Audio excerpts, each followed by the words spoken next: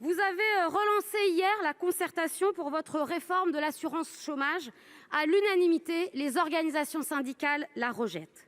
Mais vous persistez dans votre obstination à aggraver la précarité des plus fragiles dans notre pays. Vous annoncez ainsi vouloir faire plus d'1,3 milliard d'économies sur le dos des demandeurs d'emploi. Oserais-je vous rappeler qu'ils ne sont pas les responsables de leur situation ? Depuis des mois, en pleine crise sanitaire, les plans de licenciement se multiplient de partout dans notre pays. Face à cette crise sociale qui s'aggrave, votre réponse est repousser d'1 an le bonus-malus pour les entreprises, imposer dès le 1er juillet la baisse de 20% des indemnités journalières à plus de 830 000 demandeurs d'emploi. On est finalement bien loin du « et en même temps » de 2017. Depuis plusieurs mois, la pauvreté s'accroît dans notre pays. Les Restos du Cœur, le Secours populaire, le Secours catholique nous alertent quotidiennement. Les files d'attente s'allongent pour la distribution alimentaire semaine après semaine. La crise sanitaire ne peut être un justificatif à cette réforme. Alors oui, Madame la ministre, quand allez-vous renoncer à votre réforme inique de l'assurance chômage ? Merci, cher collègue. La parole est à Madame Elisabeth Borne, ministre du Travail, de l'Emploi et de l'Insertion.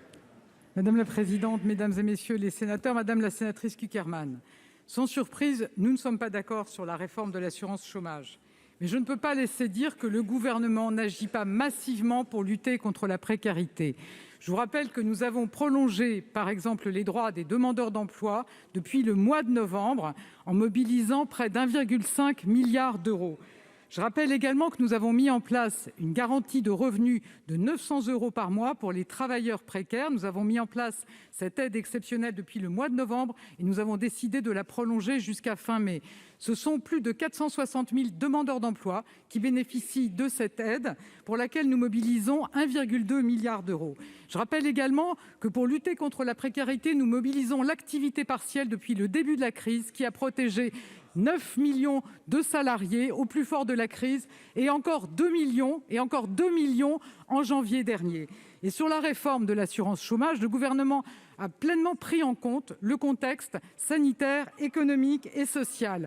Nous avons fait des adaptations très fortes pour répondre aux observations des organisations syndicales, avec notamment le maintien du seuil d'ouverture des droits à 4 mois, tant que la situation sur le marché du travail n'est pas revenue à la normale. Ou encore, nous avons mis en place un plancher dans le calcul de l'allocation chômage pour éviter les allocations trop basses.